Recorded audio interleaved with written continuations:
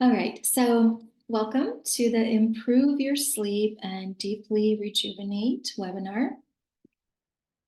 Disclaimer, so all information here is for education, and of course, this is not designed in any way to be medical advice or to diagnose anything. Really, the focus is education, self-awareness, and exploring what things we can do to balance the body from the ground up. And this is what we will cover today. So we actually have quite a full class. We're going to talk a little bit about Svasta and what it means, because it really relates to sleep.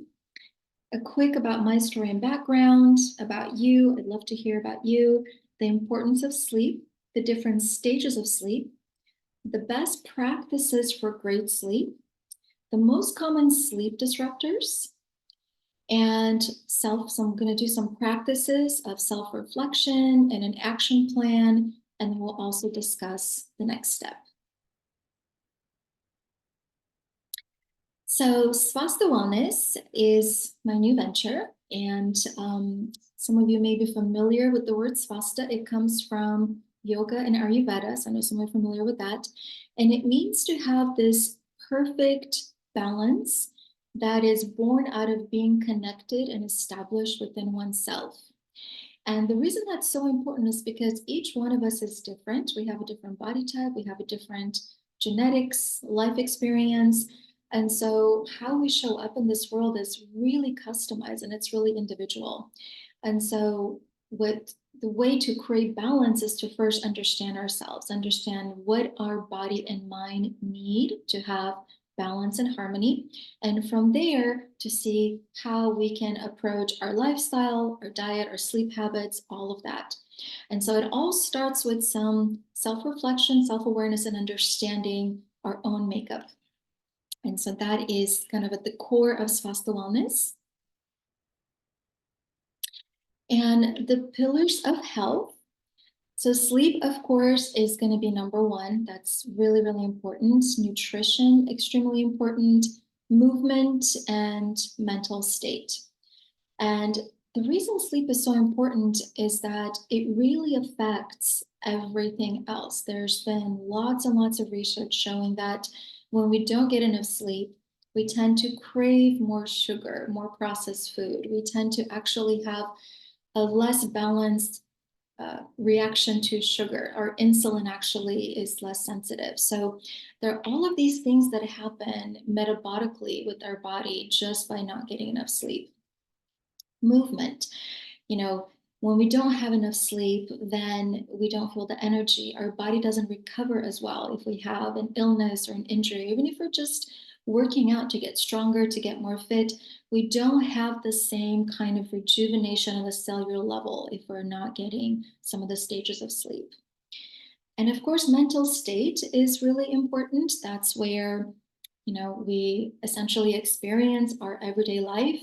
And when we don't have proper sleep, it really affects our mental state. And I think this is something where we are not making this connection enough. There's such a huge issue of lots of different mental health challenges, whether it's high stress, depression, anxiety.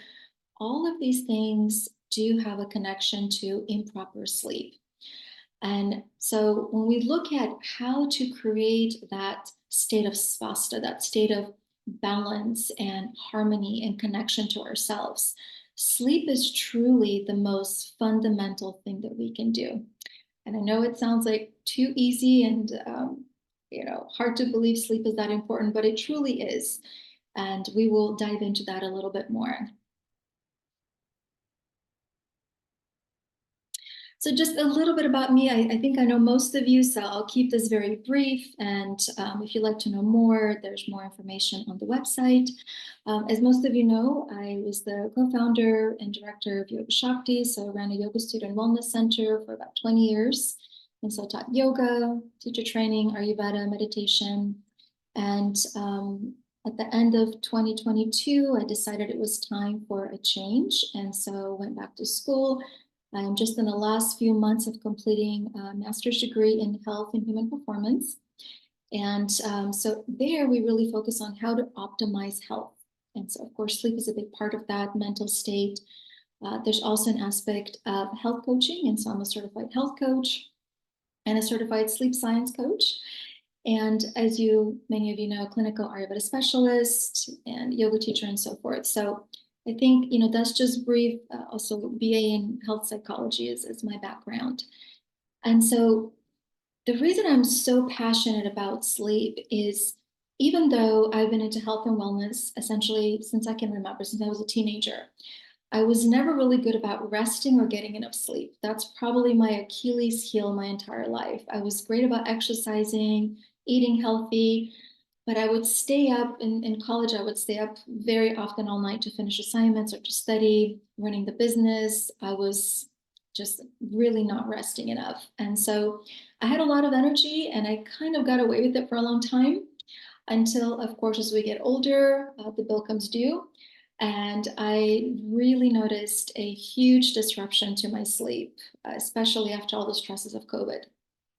And it was something that I knew I was probably headed for, just knowing how much I abused my sources of energy and how hard I pushed myself.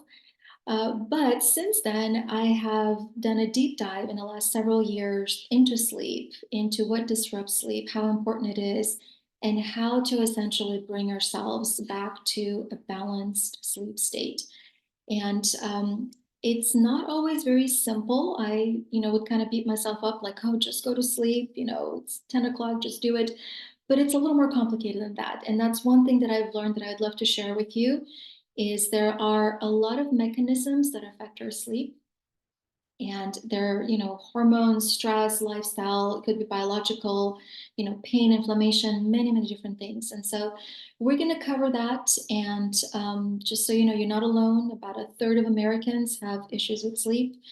And it's truly an epidemic of our modern lifestyle. The way our modern lifestyle is designed has many built-in disruptors to our sleep, and we're going to cover those as well.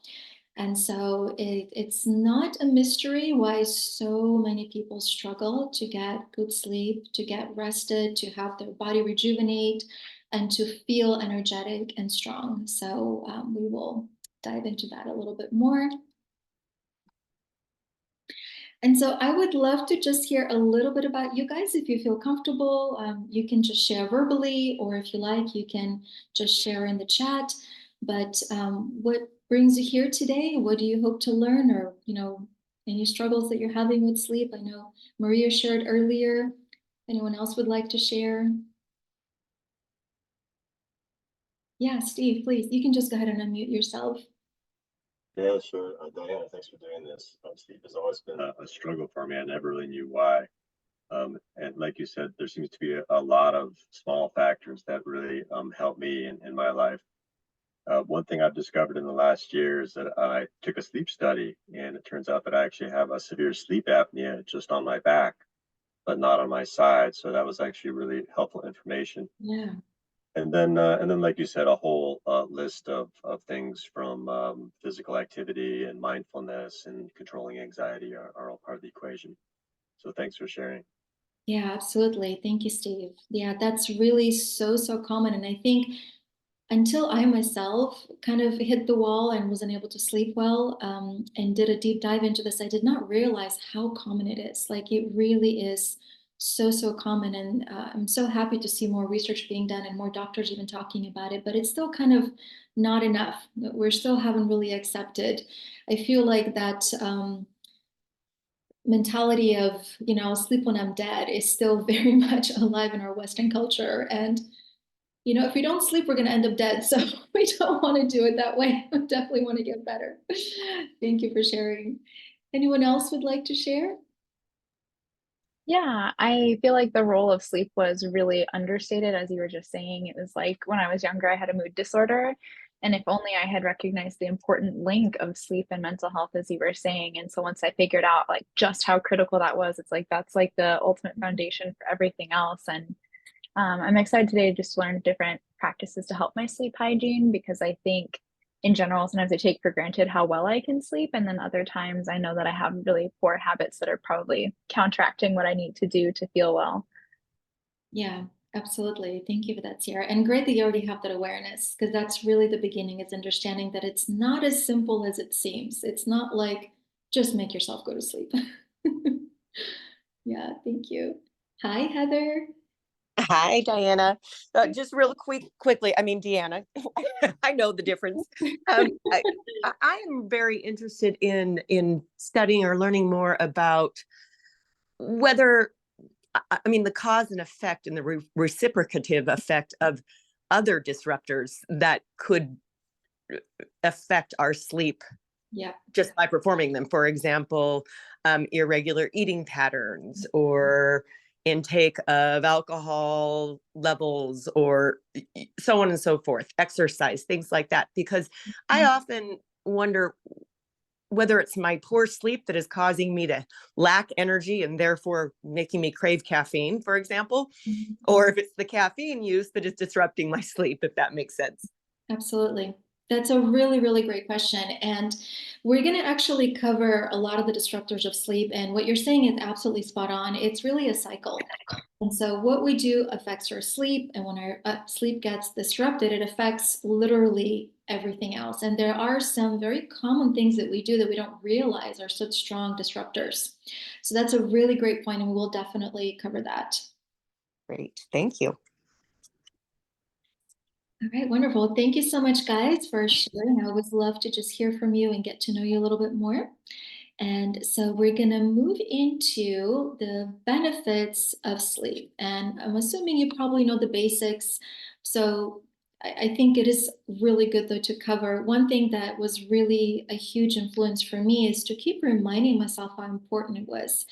When we have this ingrained internal pattern of pushing ourselves or just kind of having certain practices that are counter to getting good sleep, it's difficult to change. Changing habits is not easy. And I find that for my mind, the more I can see the reasons behind it, the more I remind myself how important it is, the more motivated I stay to actually make the changes, which of course change is always difficult. So we'll just kind of go through these. We'll start at the top: physical fitness. So physical recovery, muscle memory, injury prevention, balance, coordination, and speed. In fact, even gaining muscle are all related to sleep. A lot of these things actually happen during sleep. And in a little bit, we're going to go through different stages of sleep. And during different stages of sleep, the body and mind go through different things. And so one of those is memory, recovery. Mental fitness is huge. I don't know if you guys have noticed this. I know I've noticed it for myself. Even just getting 2 hours less sleep, I just tend to be a little more cranky, a little more irritable. Sleep and mental health are absolutely crucial. And there's such a strong correlation between people that struggle with depression and anxiety and with disruptions in sleep. And, to Heather's point, one does affect the other. And so, sleep will definitely help everything else. Even like decision making, then the studies where, even making decisions during the day are very much affected by poor sleep. We're not able to think as clearly, we're not able to retain information, critical thinking is affected. So mental health is very, very strongly affected by sleep. And social fitness, of course, if we're not feeling great and rested mentally, that does affect our social connections, our willingness to resolve conflict, our openness to others. We just tend to be more emotionally sensitive and reactive because our nervous system has not had the time to rejuvenate and to rest. Nutritional fitness, I mentioned that earlier. Blood sugar balance is affected. Gut health, the microbiome is very much affected by poor sleep. Body weight, they've done studies where just lack of sleep itself will lead to weight gain. So again, extremely important for the regulation of our hunger hormones, of our other hormonal balance. Spiritual fitness, mood and regulation, connection, all of those things. Medical fitness, they've done studies where they exposed two groups of people to the cold, and one group that had 7 to 8 hours of sleep compared to another group that had less than 5 hours of sleep. And there was a 40% increase in getting the flu for people that did not. They were just missing essentially 2 to 3 hours of sleep. That's just for one night. So in terms of having strong immunity, our body's ability to withstand illness and recover from illness, very much affected by sleep. And financial fitness, again, comes back to our mental fitness, our ability to not be pulled into bad decisions and be able to use our intellect. All of that is very much affected by sleep. So very, very important. And we're talking about 7 to 9 hours of sleep. So some people say, oh, I can go with 6. I used to be one of those people, and I was convinced that I had some kind of superpower. I didn't. And people that are deep into the research of sleep essentially say that the amount of people that are able to truly function long-term with less than 7 hours of sleep is so small that statistically it's basically zero. And so if any of us think that we have that superpower, we probably don't. We're probably just amping up our nervous system to squeeze out as much energy as we can. And so we're going to go a little bit about how the sleep affects our brain, because the brain, of course, rules everything else. So with proper sleep, we have more efficient thought process. We are able to synthesize new information, incorporate. Learning happens during sleep. Our memories get solidified during REM sleep. We're able to have more critical thinking. And one thing that's so fascinating that I did not know until the last couple of years is while we are sleeping, so we all have heard of the lymph system. That's the system through our body that has a lot to do with our immune system. It cleanses out. And our lymph doesn't have a pump the way that our heart does. And so in order to move our lymph, we have to move our body.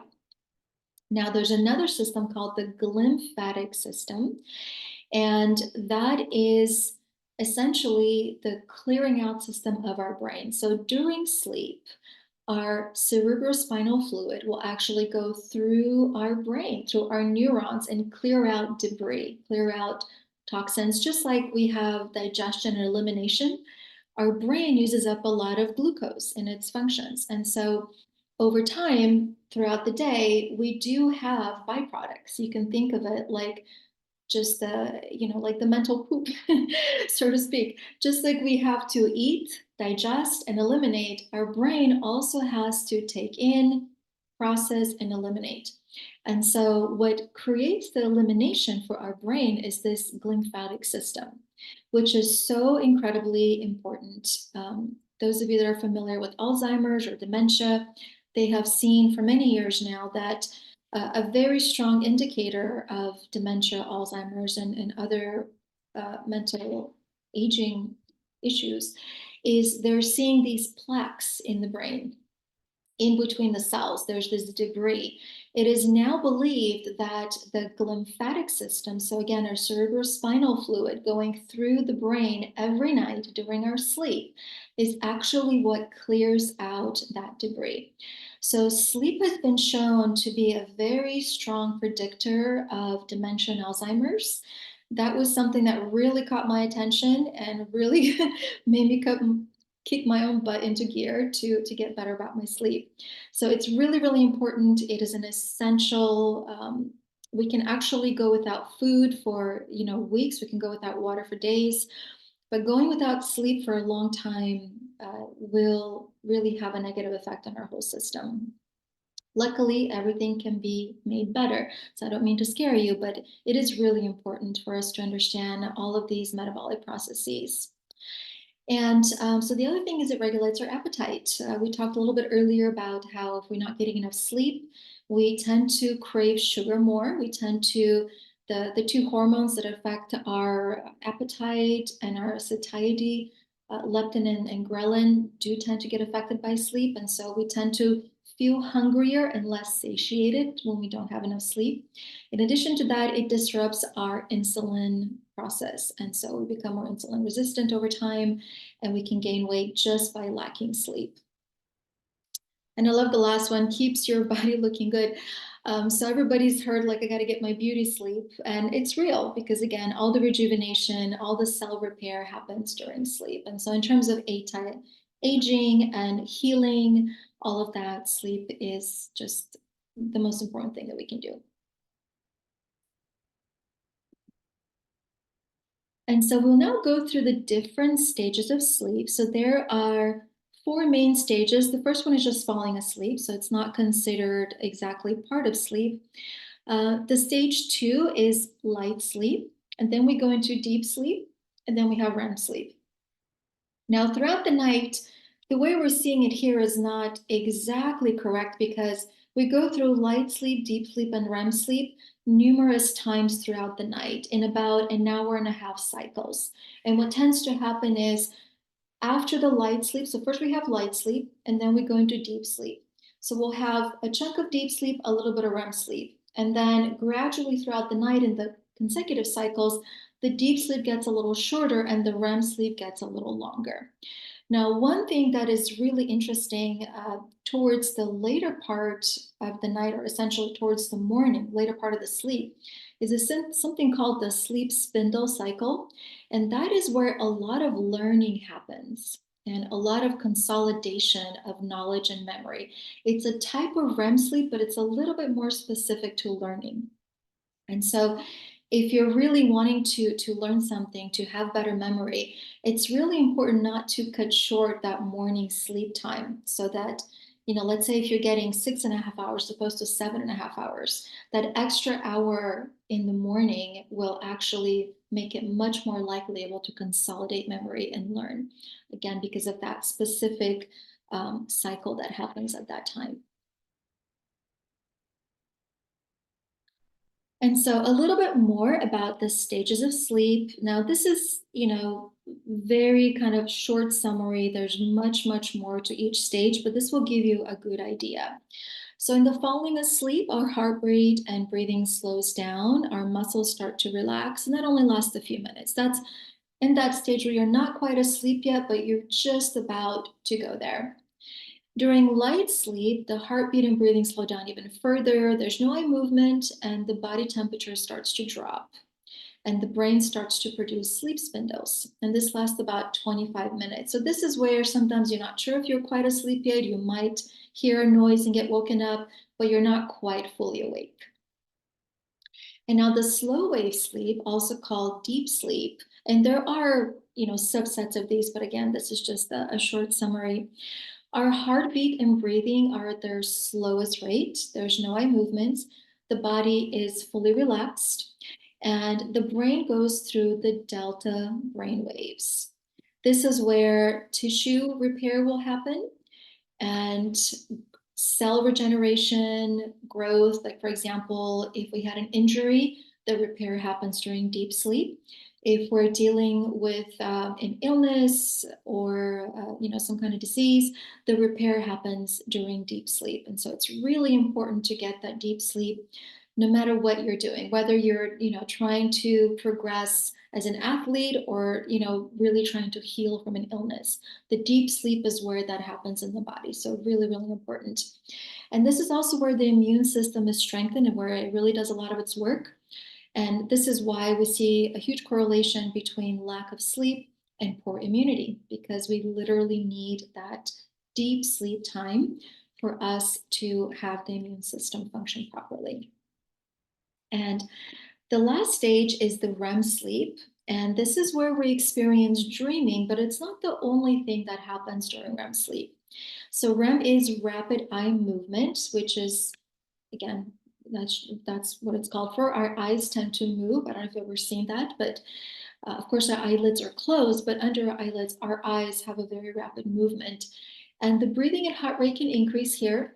The muscles become temporarily paralyzed. So this is really, really fascinating. Our body is actually paralyzed to avoid acting out our dreams. And of course, there are some sleep disorders where that paralysis either is not complete or is not working, and people can have sleepwalking or movement during their REM sleep. And brain activity is markedly increased. So during REM sleep is where our brain goes through a lot of learning and integration. So if there were some things during the day that you were thinking about that were bothering you, or you were trying to learn something, or you were just with work and really mentally engaged, this is the stage that it happens. It's during REM sleep. So if we don't have enough REM sleep, we don't get that learning. Another thing that's very fascinating in REM sleep, they've done studies with PTSD, and I'll kind of try to explain this, the short version.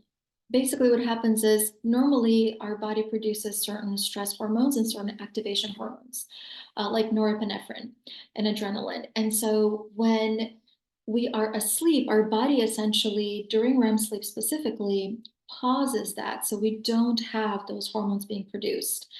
And what happens is as our brain goes through the different memories, the different even psychological trauma, or even if it's not a trauma, just things that upset us, things that we need to emotionally process. The fact that we don't have the stress hormones allows our brain to actually process those emotions in a healthy way without the reaction of stress. So this is really phenomenal and fascinating. It's a relatively new discovery in the research of sleep. And, you know, I've come to think of REM sleep as kind of like our own personal psychologist.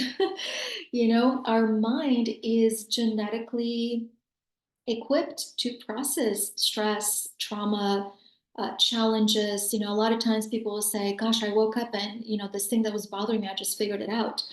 Our brain is actually designed to do that. And so we just need to give it the proper environment so that it can do its job. It can do the things that are genetically programmed for us. And what happens in PTSD is that the body does not stop producing the stress hormones. And that's why people continue to have a stress reaction even to their dreams. And again, there's lots of research being done into that, how to help PTSD through the REM sleep. Okay.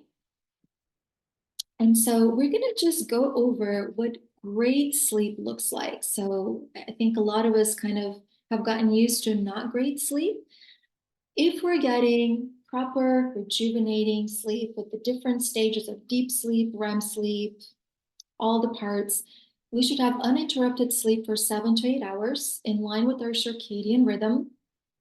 For most people, that's between 9 and 11 in the evening and 5 to 7 a.m. in the morning. So some are kind of, not everyone has the same natural rhythm. Some people will naturally go to sleep earlier and wake up earlier, and some people naturally go a little bit later.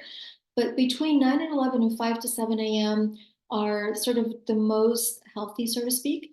Now, if you have a shift work or if you have some other, you know, live schedule, then, you know, that is a little bit different story. And we can talk about that a little bit later because that will require some individual customization. But that would be sort of the best. And, you know, 10 to 6 is sort of standard. And so we should wake up without an alarm, and we should actually feel energized, refreshed, and mentally alert. Our cortisol, which is a hormone that we have that is often associated with stress, but it is also what makes us feel alert, should spike in the morning and then gradually go down throughout the day. And so when we're first up in the morning, we should feel like ready to take on the day. We should feel physically rested and rejuvenated and ready to be physically challenged. So what does that mean? It means that when you wake up, you should feel like you can exercise. You shouldn't feel like, oh my God, I'm so tired, I can't even get out of bed. Getting the proper sleep, and again, this is through time. It's not just one night of proper sleep, but consistent proper sleep. You will feel like you can challenge yourself in the morning. Your body's ready for it. Body recovers quickly from exercise, injury, and illness. Mind is able to deal with stress, changes, and daily challenges. We all have stress, it's going to come, but it's nurturing our nervous system and our body so that we can actually face those challenges. And the mind is able to process and recover from emotional stress and trauma. This is also really important because, again, we have that built-in mechanism where during REM sleep, our mind actually processes our mental stress. And we have healthy metabolism and blood sugar control. Again, this is all part of having healthy sleep. So here are some tips to getting great sleep. And, you know, this is by no means a fully exhaustive list. There are many, many things that can be done, but this is just a good start. And we're going to come back to this a little bit later, but just kind of take a moment, take it in, set an alarm to go to bed. We always think about setting an alarm to go to sleep, but we actually can set an alarm to remind ourselves to go to bed. resisting the urge to snooze. So when we snooze in the morning, we are essentially prolonging a state.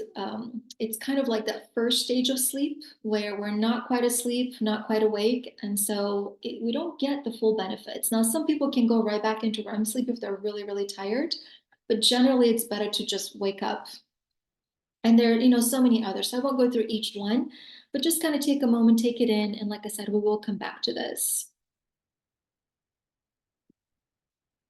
And now we're going to go through the common disruptors to good sleep. And again, this is not a complete list, but these are some of the most common ones. And there are many of them. And this is one big reason why so many people struggle with sleep. As I mentioned earlier, our modern lifestyle is really disruptive. It is really messing up with our circadian rhythm. Circadian rhythm is something that we haven't talked about a lot, and I'll just kind of briefly explain it. So our bodies have rhythms that are connected to nature. For example, our eyes are designed genetically to register when the sun's coming up, when we have light in the morning. And when we have light, that tells our body it's time to wake up. That will increase cortisol. It will kick in some other mechanisms. And at night, we need dark because that tells our body that it's time to go to sleep and for melatonin, another hormone, to be produced. And so circadian rhythm is our body's natural clock. And that's a whole nother study in itself. It's really fascinating. We've learned so much in the last decade about every one of our cells has a clock. And every one of our cells has certain triggers that it looks for to know what it's supposed to do. Our digestion is triggered by certain cues, usually when we eat. However, if we eat at regular times, our digestion actually prepares. So if we're eating every day at 8 o'clock in the morning, for example, then our digestive enzymes, our digestive juices will actually prepare for that. The body has so many processes that it has to go through. And so if we can create a routine, then all of our systems start to fall into place because now they know, okay, now I'm digesting, now I'm cleansing, now I'm sleeping and repairing, now I'm working. And a big thing that's happened in our modern life is that we have mixed all of that up. We can eat at 2 o'clock at night. We can work at 3 o'clock in the morning. We used to have gyms that are open 24/7. And while that seems convenient and it seems like, oh, great, we can do all these things, it's really confusing to the body because the body has certain rhythm. It has genetically programmed mechanisms that need to have these cues from nature, from our environment. And so circadian rhythm disruption is one of the main disruptors to sleep. And there's a lot more to that, but just to keep it very simple, doing things out of order, eating at different times, sleeping at different times, being exposed to blue light at night, which actually tells our brain that it's day. And so melatonin drops, which we need melatonin to go to sleep. So there are all these connections that happen when we disrupt our natural rhythms. And this is so incredibly common right now. This is just the world that we live in. And so understanding that and beginning to see where can we create more consistency for our body, mind, digestion, our nervous system, where can we allow these natural processes to do their job? What's incredible is that our human body we're genetically programmed to be balanced. And so if we just stop messing with that, it's incredible how much healing can happen if we just allow our body to do what it's been designed to do for literally billions of years. Now, I know humans have not been around for billions of years, but we carry genetic code from the first spores of life from billions of years ago. And a lot of those have to do with circadian rhythm, with longevity, with daily rhythm. And so we really can't cheat nature at this time, but our lifestyle have changed much faster than our genes have. And so there's a lot of disruption with that. So we are going to come back to this, but just take a moment and kind of look at these. You will probably recognize some of these things in your own life, but these are very common sleep disruptors. Oh, I'm sorry. not thank you yet. We got a little ahead here. Okay.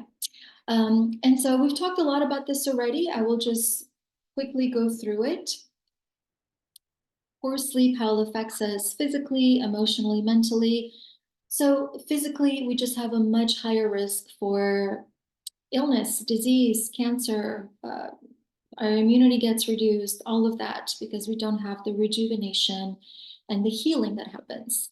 Emotional, much more likely to have stress, irritability, frustration, depression, exhaustion, burnout, all of those things. And mental, again, the working memory, difficulty multitasking.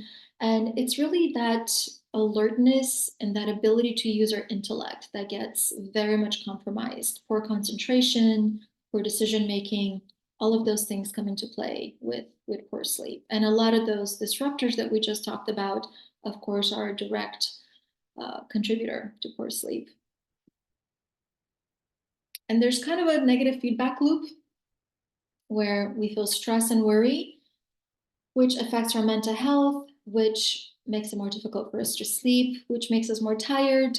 We have difficulty focusing, again, more stress and worry. So, a lot of us are in this bad cycle, and it's, I want to say it's not our fault in a way. It's the way our life has just become so complicated and so pulled away from the natural rhythms that we were designed to live by. The good news is that we can reverse that cycle, and we can start with calming the mind, improving sleep. The moment we improve our sleep, everything starts to improve. Now we have more energy, we have more clarity, less anxiety, less depression, all of those things. So it's really about shifting it to this upward spiral. Okay, so we're going to do a little bit of self-reflection and a little bit of kind of journal work. So I would love for you guys to just grab, whether you have a journal or just some pen and paper, and take a moment to write down, how does your current sleep affect your life?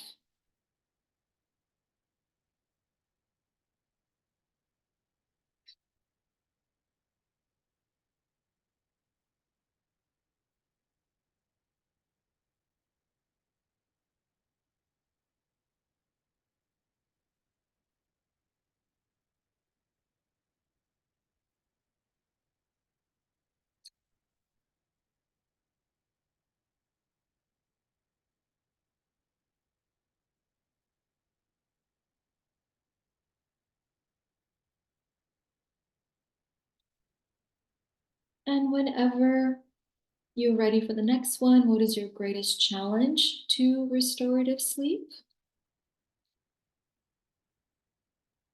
And take your time. This is really, give yourself some time to kind of really think about it and take it in.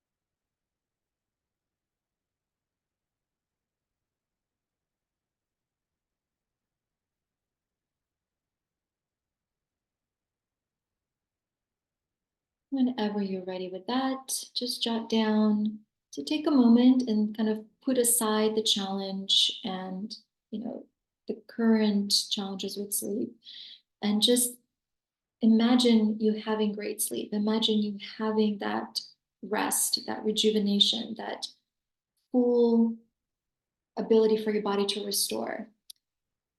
Really visualize it. Let yourself go there into a future where you can have that rejuvenation, that restfulness. And now, how would your life improve? What would be different?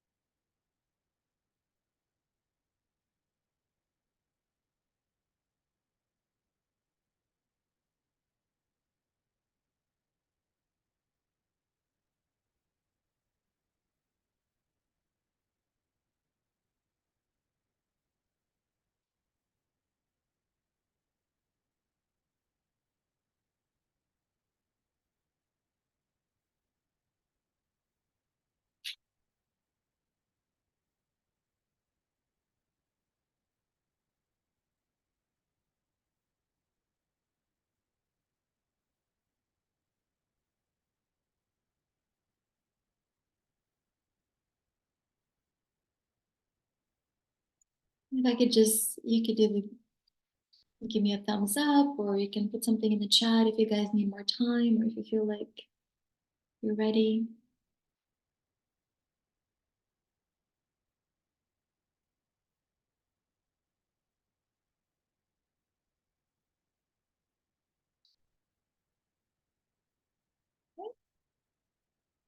So you're welcome to continue with this if you still need a little bit more time.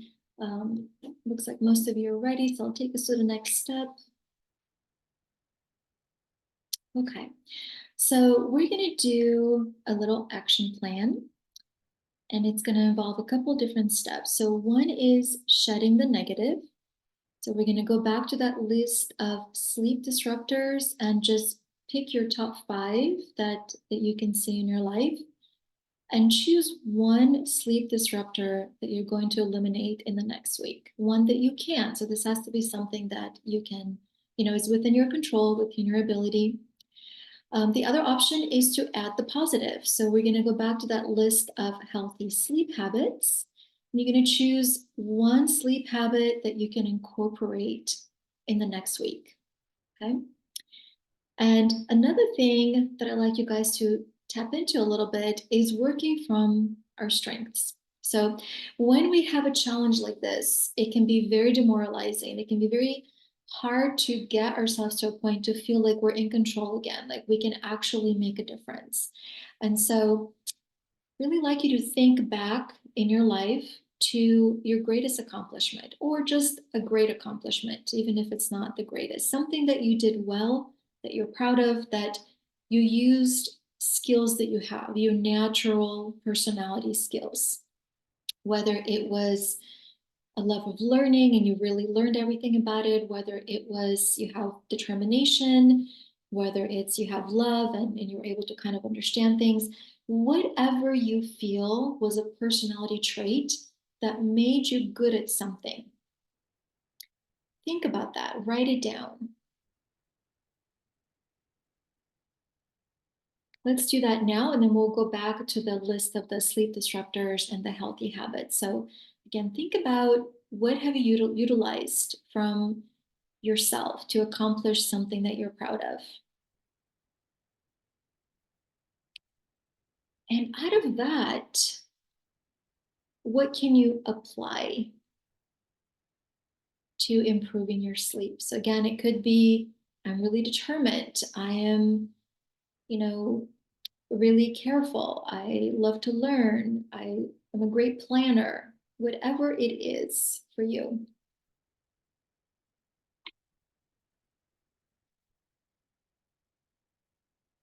So while you guys do that, I'm going to take us back to the sleep disruptors. So just take a look and pick your top 5 that you can recognize.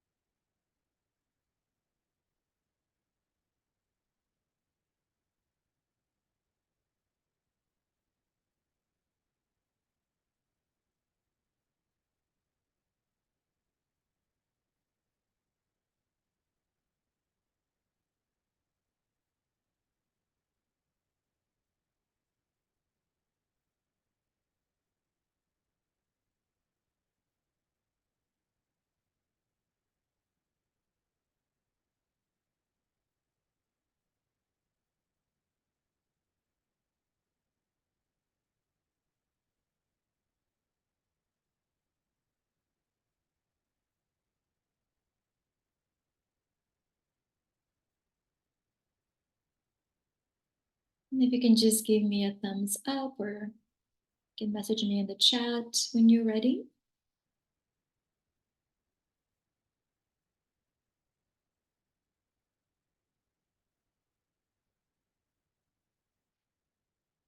Okay, great, thank you.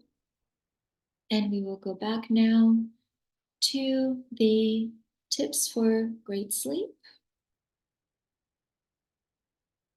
And so just pick one here that you like to incorporate in the next week.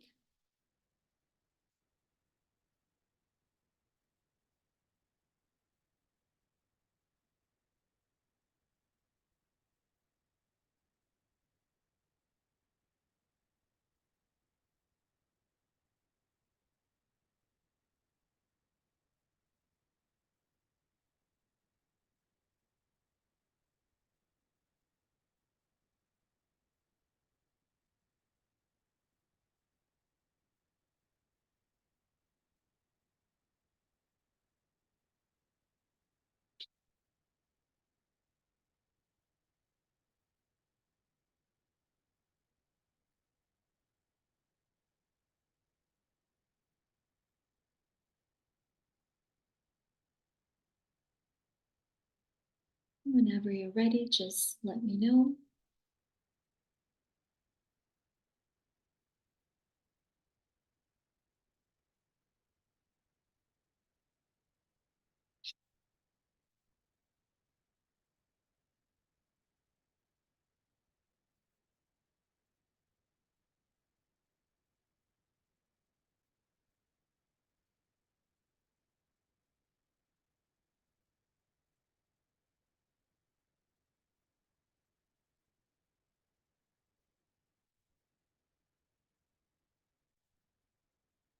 We'll just do another minute here. And while you guys are still thinking about this, I just kind of want to go back to what Heather was bringing up earlier. And, you know, if you see here, some of the things have to do like exercise regularly, you know, power down devices an hour before bed, keep the bedroom dark.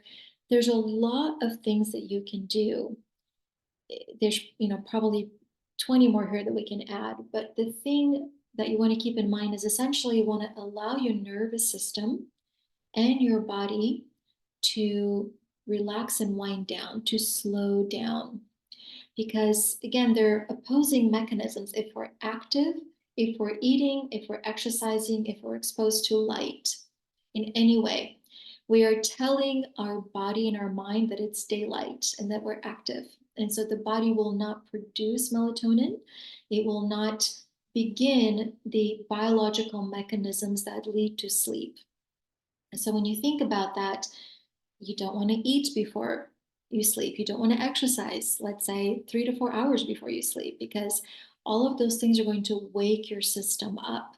Even if you're, let's say, watching a show, if you're watching a show that's really active, there's a lot of, if it's like an action movie with guns and explosions, that's not going to be very calming for your system.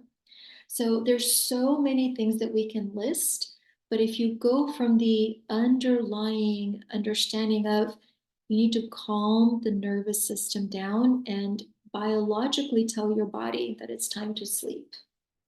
So don't wake it up. Caffeine has a half-life of about 12 hours. And so it's really not recommended to have caffeine after, let's say, 12 to 2 in the afternoon. 2 would be like the absolute latest. And some people will process caffeine slower. And so it's really individual, but overall, it's important not to have caffeine in the afternoon because that directly blocks adenosine, which is a chemical that your brain needs to know that it's time to sleep. Okay, so we are going to go to the next step. So out of those sleep disruptors, you're going to choose one that you like to work with. You can do two things if you want to, you know, choose a sleep disruptor to get rid of and then also choose one to add. You're welcome to do that. Just keep in mind that we want to choose things that you can sustain. So if you pick too many things, it's going to be difficult to actually implement it. It takes time and effort and energy to make changes. And so the next stage is we're going to work with a SMART goal. So SMART goals are specific, measurable, attainable, relevant, and time bound. And so specific is exactly what you'd like to do. You can have option 1, choose a sleep disruptor that you're going to eliminate, or option 2, a healthy sleep habit that you're going to incorporate. Measurable is exactly what you're going to do. So please do write this down on your journal or your paper. What is it exactly that you're going to do? The more specific you can make it, the better. How much are you going to do it? So is this going to be every night, twice a day, you know, depending on what it is that you're choosing? When are you going to do it? So for example, if you chose, I'm going to turn off my devices, what time are you going to do it? If your goal is to go to sleep at 10, the latest that you should turn them off is 9 because you need at least an hour. How many days of the week are you going to do it? And how will you measure success? So if you were to take yourself forward in time and look back, how would you be able to say, I did that successfully? That was my goal and I accomplished it. So How you measure that. And this is for you. You know, what makes sense to you, what you feel is going to be helpful.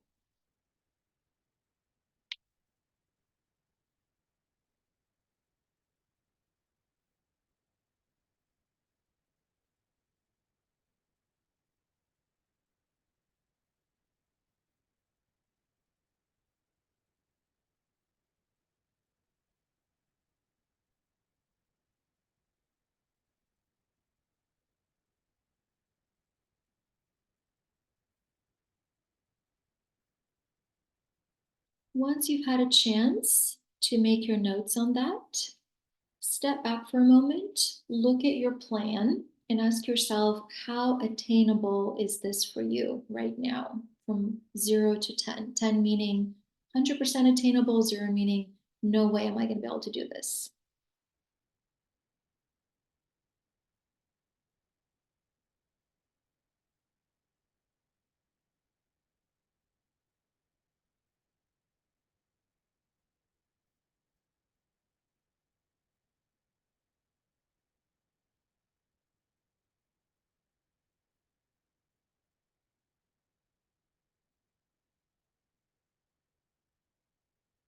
If you need more time, you're welcome to take a screenshot if you'd like to spend more time on this later. I definitely don't want to rush you. So totally okay if you'd like to have more time, just take a screenshot and you can, spend a little bit more time on it.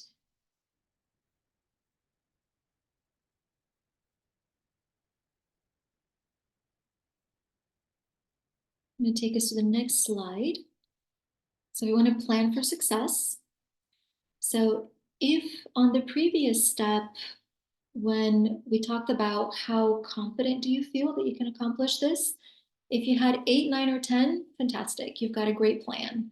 If you have anything 7 and lower, it may be too ambitious. You're not feeling that it's as attainable as it should be. So go back to the plan and see what do you need to make it at least an 8 in terms of your confidence level, whether you need to reduce how often you're doing it, whether you need more support, more information.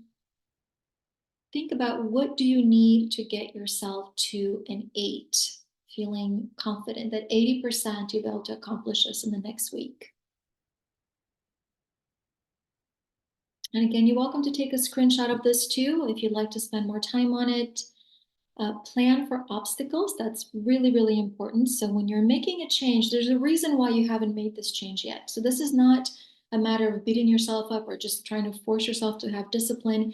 It's actually understanding what is in the way. There's something in the way. We all want better sleep. So what is it that you haven't given yourself yet that you need? What would make it difficult to complete your action plan? And then what can you do to support yourself? What can you do to overcome these challenges? What support, what resources you may need. If you have a partner, you may need to talk to the partner about changing some sleep habits or daily habits. It may be that you need to jot things down on your calendar. It may be that you need to set little reminders and alarms. Whatever's going to work for you. However your mind is going to respond the best to get you to your goal.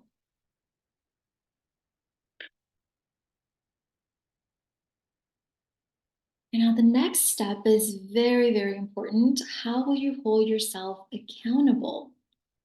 How will you make sure that you are taking the steps towards your goal? And again, this can be different for everyone. Some people like to tell a friend or a partner. Some people like to, put it in their calendar or as a to-do. Whichever mechanism is going to work for you.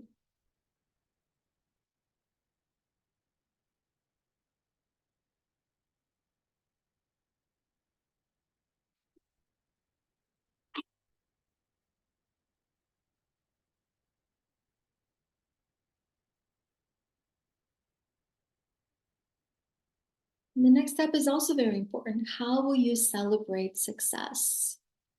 When we're struggling to accomplish something, we often get so focused on perfection, that we forget that it's a journey. We forget that it's really important to celebrate the steps. And this is not just kind of a yoga woo-woo thing, it's neurology. Our brain is designed to work off of accomplishments. And so every success, every step that you accomplish, that you celebrate, is going to make you that much more capable and that much more motivated to complete the next step. So don't forget to celebrate successes. How you celebrate is up to you, whether you just go yay, whether you throw a party, you know, but not a late party because you don't want to mess up your sleep. So whatever you want to do for yourself, it should be something that you will find nice and enjoyable and feel that, okay, I have acknowledged, I have gratitude for my progress and my success. That is really important.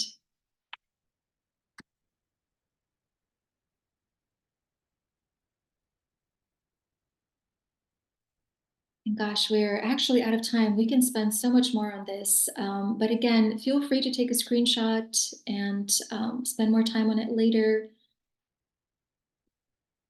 Next step, I would love to work with you guys. So again, I do health coaching and consulting and would love to help you with your sleep. It's something that, again, I've worked with for my own health and wellness for the last 2 years. And I've done a lot of research, a lot of deep dive, and I think we can come up with something. So would love to do that. I do offer a couple of different ways that you can work with me. To start, you can book a free intro to health coaching session. It's about 25 minutes, and I'll send you guys the link to do that. You can also sign up for a coaching package. Again, I'll send you information about that. And I'm also putting together a sleep program. And so I would love to hear if you guys are interested. It's a 6-week program that includes weekly live meetings like this, as well as 2 individual health coaching sessions. As you can see, there's a lot to cover. I wish I had more time, but it's almost impossible to do it in an hour. And so I would love to have more time to work with everyone to really create sustainable changes. I think that's really the challenge. I've gone through so many iterations with myself where I'll try something, but then it didn't stick. So how to actually make things stick and how to really understand what it is for you individually that's disrupting sleep. It's not the same thing for everyone. And so that customization is really, really important.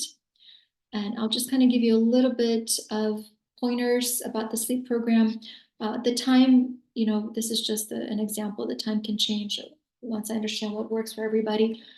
But it's going to be live stream and live recording, 6 weeks live, also with the 2 individual coaching sessions. We're going to bring in Ayurveda practices to understand your body type and evidence-based. All of the modern research behind sleep, circadian rhythm, all of those things is really important. We're just going to go deep. This was just kind of a little taste, and there's just so much we can cover in an hour, but it's going to be a lot of how to actually implement, because it takes time and it takes steps. You can't do everything at once.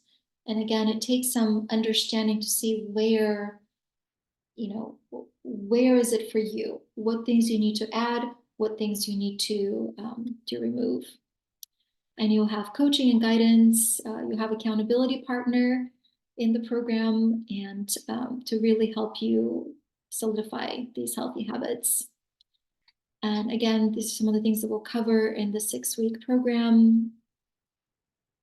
I think the biggest thing is just really the support and the mechanism to make the changes, because I found that was very challenging. It took some time to get the knowledge, but once you have the knowledge, then what do you do? And it's a lot. So I would just love to work with you guys for that. And thank you so much. I really appreciate you guys joining me. And I would love to hear any questions or feedback or anything else you'd like to share.